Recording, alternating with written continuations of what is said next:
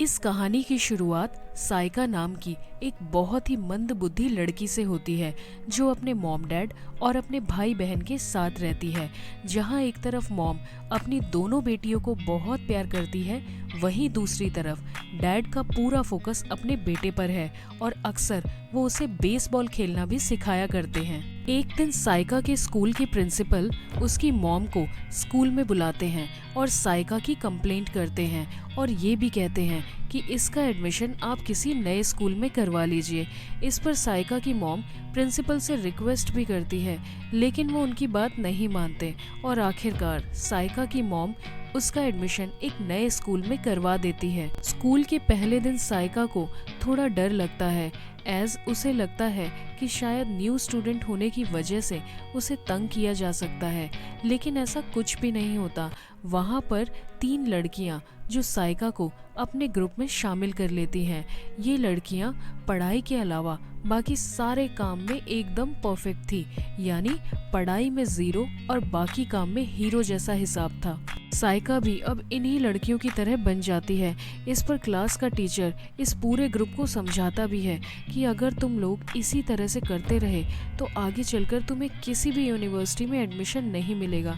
लेकिन ये लोग टीचर की बात को नज़रअंदाज कर देते हैं और धीरे धीरे समय बीतता चला जाता है। साइका में अब और ज़्यादा गलत आदतें पड़ने लग गई हैं और एक दिन क्लास के दौरान टीचर उसके बैग में से एक सिगरेट का बॉक्स निकाल लेता है, जिस पर उसे 1 महीने के लिए सस्पेंड कर दिया जाता है। जिस वजह से साइका के पिता उस पर बहुत गुस्सा करते हैं, लेकिन अपने पिता की बातों को वो नहीं सुनती क्योंकि उनके बीच पहले ही रिलेशंस ठीक नहीं थे।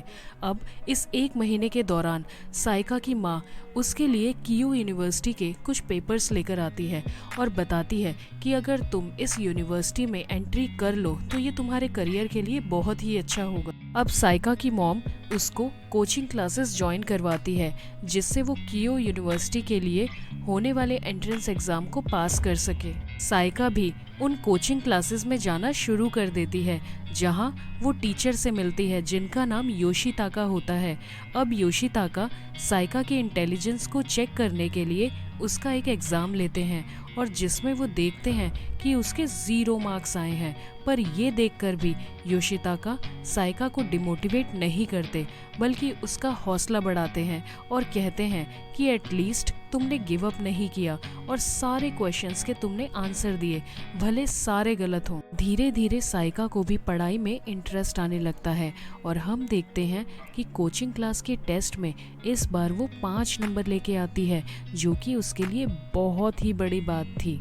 साइका की इस अचीवमेंट से उसके टीचर योशिताका उस पर बहुत ही प्राउड फील करते हैं और अब हम देखते हैं कि साइका और भी ज़्यादा मेहनत करने लग जाती है और फाइनली वो कोचिंग क्लास के एग्ज़ाम में 100 मार्क्स लेकर आ जाती है। फिल्म के अगले सीन में हम देखते हैं कि 1 महीने का सस्पेंड पीरियड अब ख़त्म हो चुका है और साइका स्कूल ज्वाइन कर लेती है, जहां उसके एक टीचर ताकाशी उसका बहुत मजाक बनाते हैं क्योंकि उन्हें पता चल जाता है कि साइका कीयू यूनिवर्सिटी में एडमिशन पाने के लिए कोचिंग क्लासेस अटेंड कर रही है। ताकाशी उसका मजाक बनाते हुए कहते हैं कि अगर तुमने कीयू यूनिवर्सिटी में एडमिशन ले लिया तो मैं इस स्कूल के प्लेग्राउंड में न्यूड हो जाऊंगा। साइका अपने टीचर की बात सुनकर इसे चैलेंज के रूप में लेती है और अब और भी ज्यादा मेहनत करने लगती है।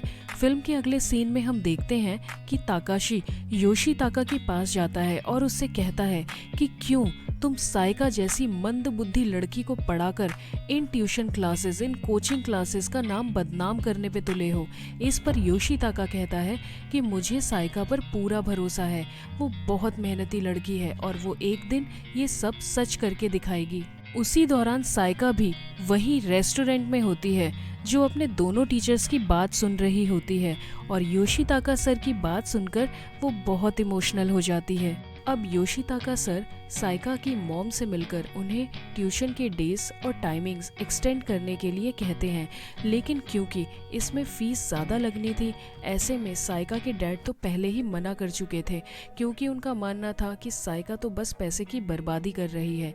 लेकिन फिर भी साइका की मॉम दिन रात मेहनत करती है, अर्न करती है और अपनी बेटी की इन क्लासेस को कंटिन्यू रखती है। साइका भी दिन रात पढ़ाई करने में लगी रहती है और वो अपने हेयर कट भी करवा देती है ताकि उसका पूरा कंसंट्रेशन उसकी पढ़ाई पर रहे।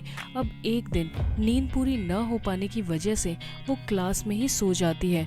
तभी ताकाशी सर गुस्से से उसके बाल खींचते हैं और उसे भला बुरा कहते हैं। ताकाशी सर के इस तरह के बिहेवियर की वजह से साइका का कॉन्फिडेंस दिन ब दिन बढ़ता चला जाता है और वो कियो यूनिवर्सिटी के एंट्रेंस एग्जाम को भी देती है, जिसमें उसे 65% मार्क्स मिलते हैं, जो कि उस यूनिवर्सिटी में एंट्री के लिए काफ़ी कम थे।